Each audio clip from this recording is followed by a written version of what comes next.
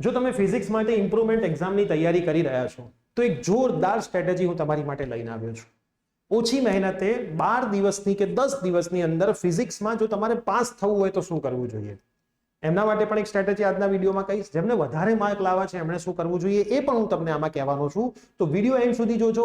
Channel પર નવા હોય તો સબસ્ક્રાઇબ કરજો અને તમારા બધા જ મિત્રોને આ વિડીયો શેર કરજો, જેથી ઇમ્પ્રુવમેન્ટ એક્ઝામ આપવાવાળા 28,000 વિદ્યાર્થીઓને, જેમાંથી 18,000 વિદ્યાર્થીઓ ફિઝિક્સના છે, એમને બેનિફિટ થઈ જાય અને આપણો મોટો અહીંયા સક્સેસ થાય. તો યસ દોસ્તો, મારું નામ છે પ્રિયેશ પટેલ. તમારું બધાનું હાર્દિક સ્વાગત છે પ્રિયેશ વિદ્યાપીઠ યુટ્યુબ ચેનલની ઉપર. મેં અહીંયા એક આખું એનાલિસિસ લખેલું છે. આ એનાલિસિસ અમે અમારી પેઇડ બેચના વિદ્યાર્થીઓને પણ કીધું છે અને એ સેમ એનાલિસિસ હું તમને પણ કહેવા માટે જઈ રહ્યો છું. આ એનાલિસિસ તમારે ખાસ સમજવું જોઈએ.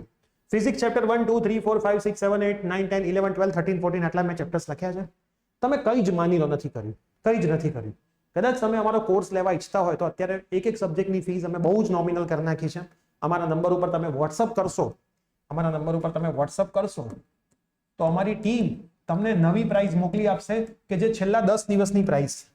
બરાબર, છેલ્લા 10 દિવસની પ્રાઇસ છે. તો તમે વોટ્સઅપ કરીને હજી બેચમાં જોડાવવું હોય તો જોડાઈ શકો છો. બરાબર, 250 થી વધારે વિદ્યાર્થીઓ હાલ અમારી સાથે ભણી રહ્યા છે. ઓફલાઈનની અંદર તો અલગ. તમે જોડાઈ શકો છો અમારી બેચમાં જોડાવવું હોય તો. હવે તમારે શું કરવાનું છે, 11 12 13 અને 14 ચેપ્ટર, સાથે સાથે 7મું ચેપ્ટર અને બીજું ચેપ્ટર તો છોડવાના જ નથી. 2 7 11 12 13 14 6 ચેપ્ટર મેં તમને કીધા જોરદાર પાકા કરી જાઓ. આ 6 ચેપ્ટરમાંથી તમારા પેપરની અંદર અને જૂના બધા પેપરની અંદર સેક્શન બી માં ઓન એન એવરેજ 35 થી 40 માર્કનું પેપરમાં પૂછાય છે વિથ જનરલ ઓપ્શન.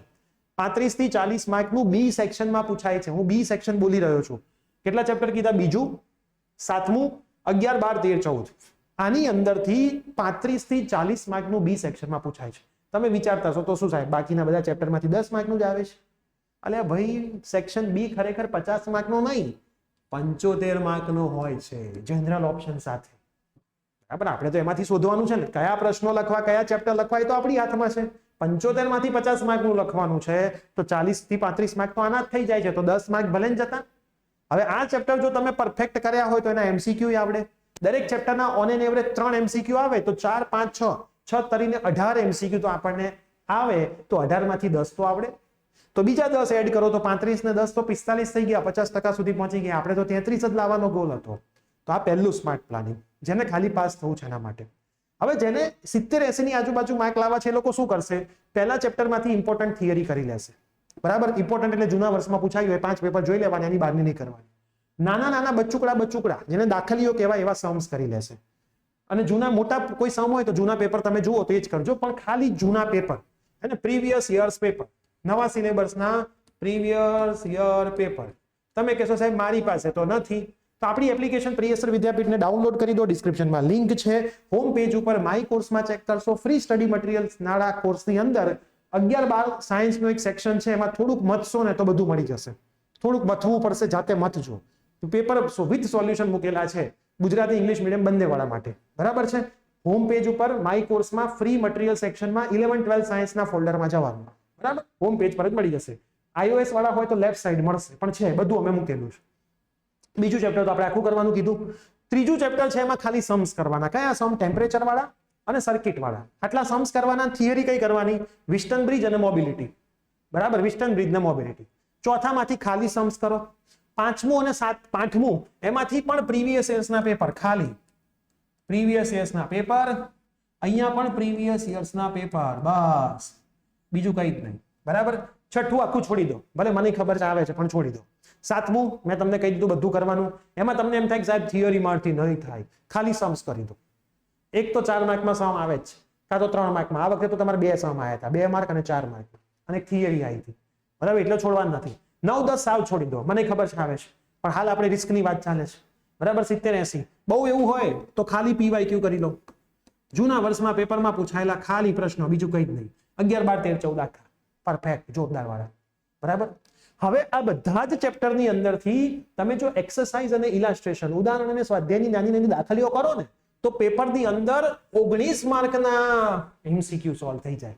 ખાલી વેલ્યુ બદલીથી, ખાલી વેલ્યુ, બેઠા ચોપડીના પ્રશ્નો, વેલ્યુ બદલીને પૂછ્યા હતા. 19 માર્કના પ્રશ્નો હતા MCQ ની અંદર. ચોપડીના સ્વાધ્યાય અને ઉદાહરણના બેઠા. હવે નાના નાના દાખલાઓ કરો ને તો આમાંય દાખલાઓમાં ફાયદો થાય બી સેક્શનમાં. ડબલ ફાયદો. સાથે સાથે તમારા પેપરમાં 4 MCQ હોવા હતા જેમાં 0 ઓપ્શન હતો ને બધામાં 0 આવતો હતો જવાબ. ઓલ ઓફ અબાઉ ક્યાંક MCQ માં દેખાય તો મોસ્ટલી ચાન્સ એના હોય છે, નન ઓફ અબાઉ દેખાય તો એ હોય જ નહીં. નન ઓફ અબાઉ દેખાય હોય જ નહીં. બરાબર, એટલે MCQ માંથી તમારે જો પાસ જ થવું હોય ને તો 25 માર્ક તો કવર કરવા જ પડે. બીજા ઓટોમેટિક બી સેક્શન માંથી થઈ જાય. બી સેક્શન માંથી ઓટોમેટિક થઈ જાય. સાથે સાથે ખાસ સમજજો, સાથે સાથે આ વખતે જે પેપર ચેક થયા તો એમાં દરેકે દરેક ટીચરને એક આન્સર કી આપવામાં આવી હોય છે કે આવી રીતે તમે પેપર ચેક કરો. બરાબર, એક આન્સર કી આપવામાં આવી હોય છે. એ આન્સર કી પણ હું આપણી એપ્લિકેશનમાં અપલોડ કરી દઉં છું. તમે કહેશો સાહેબ ક્યાં? તો ફરીથી હોમ પેજ ઉપર જવાનું, ફ્રી સ્ટડી મટીરિયલના કોર્સમાં જવાનું, એની અંદર 11-12 સાયન્સમાં જવાનું. એમાં જશો એટલે બહાર જ PDF મૂકી દઈશ. એ PDF તમે જોજો. એક ઇક્વેશન લખો ને તોય અડધો માર્ક મળે. તમે ઘણી વખત એવું વિચારતા હો સાહેબ અમે ઇક્વેશન લખું શું માર્ક મને આપશે? એમાં જોજો તો તમને હવે આઈડિયા આવશે કે બધું લખીને આવવું જોઈએ. બધું લખીને આવો ને એટલે માર્ક મળે અને મળે જ. કંઈક ના કંઈક તો મળે જ. અને 33 પહોંચવું હોય તો ટીપે ટીપે સરોવર ભરાય. બરાબર, એ ટીપા કદી ના વેડફાય. આના જેવો નિયમ છે. અડધો માર્ક ભેગો કરો તો 33 આરામથી પહોંચી જાવ. કૃપા ગુણની જરૂર પડે નહીં. તો આ મેં કરેલું ફિઝિક્સનું આખું સરસ મજાનું એનાલિસિસ છે. આ જે ચેપ્ટર છે ને એમાંથી 2 માર્કના 5 પ્રશ્નો હતા, 3 માર્કના 3 પ્રશ્નો હતા, 4 માર્કના 3 હતા, એમ કરીને 31 થતા હતા. આ 7 માર્ક મેં આના ગણ્યા છે બીજા ચેપ્ટરના. બરાબર, બીજા ચેપ્ટરના મેં આની અંદર 7, 11, 12, 13, 14 નું આ ગણ્યું છે. બરાબર, આ જે છે એ કયા ચેપ્ટરનું છે? 7 અને 11 થી 14. અને આ કયું ચેપ્ટર છે? બીજું ચેપ્ટર. ટોટલ 35 થી 40 માર્ક. હું તમને 35 ઓછામાં ઓછા કહું છું. જનરલ ઓપ્શન છે એટલે બેનિફિટ છે. તો આ વિડીયો તમારા મેક્સિમમ ફ્રેન્ડમાં શેર કરી દો, જેથી જેણે હજી કંઈ વાંચ્યું ના હોય હું એને એટલીસ્ટ ફિઝિક્સમાં પાસ કરાવવા માટે તો હેલ્પ કરી જ શકું. એટલીસ્ટ ફિઝિક્સમાં તો પાસ થઈ જ જાય. હજી કોર્સમાં જોડાવું છે, ફિઝિક્સ, કેમિસ્ટ્રી, મેથ્સ, બાયોલોજી, કોઈ પણ મીડિયમ હોય, આ નંબર પર વોટ્સઅપ કરો. સૌથી નોમિનલ કોસ્ટમાં અમે તમને કોર્સ આપીશું અને તમને પાસ થવા સુધી પહોંચાડી દઈશું. મહેનત તમારે કરવી પડશે. મહેનત કરશો તો 100% પાસ થઈ જશો. આ કોર્સની અંદરથી આટલું કરી લેશો, આમે તમે 11-12માં 2-2 લાખ રૂપિયા બગાડ્યા છે, 1.5 લાખ રૂપિયા બગાડ્યા છે. એની સામે તો આની ફીસ અત્યારે અમે કંઈ જ નથી રાખી. આ એક હેલ્પિંગ માટે રાખી છે. જો ફ્રીમાં આપી દે, બરાબર, તમને બધાને ખબર છે કે 12 સાયન્સની એક્ઝામ હતી ને આગલા દિવસોમાં અમે ફિઝિક્સ, કેમિસ્ટ્રી, મેથ્સ, બાયોલોજીના કોર્સ ફ્રી કરી નાખ્યા હતા. જેને જે ભણવું એ ભણો. પણ આ વખતે પોસિબલ નથી, કેમ કે ફ્રીની વેલ્યુ નથી હોતી. એટલે કંઈક પૈસા લઈશું તો તમે થોડાક સિરિયસ થઈને એને ભણશો. અને અમારો મેઇન એમ એ છે કે તમે નીકળી જાઓ. આ વર્ષે તમારું એડમિશન થઈ જાય. પછી તમે એડમિશન કેવી રીતે કરવું એના માટે બેઠા છીએ. પણ અમારો મેઇન ટાર્ગેટ છે કે જે 18,000 ફિઝિક્સમાં ફેલ થયા છે એ એટલીસ્ટ 10,000 લોકો તો પાસ થઈ જાય. 8,000 તો આમાં વાંચતા નથી. બરાબર, તો અમારો જે ગોલ છે એમાં સફળ થવામાં મદદ કરો. કોર્સમાં જોડાવવું હોય તો મેસેજ કરો. બાકી આ આપણું સરસ મજાનું પ્લાનિંગ છે, સ્માર્ટ પ્લાનિંગ છે. 100% માર્ક આવશે ને આવશે જ. ઠીક છે, તો મળીશું આવા જ કોઈ નેક્સ્ટ સેશનની અંદર. લાસ્ટ વિડીયોમાં પણ કહીને ગયો તો ખુરશીની પેટી બાંધી લેજો. મોસમ બગડવાનું છે. તમે ઘણા બધા કમેન્ટ કરી રહ્યા છો કે સાહેબ કયું મોસમ બગડવાનું છે, ખુરશીની પેટી બાંધવાનું કેમ કહો છો?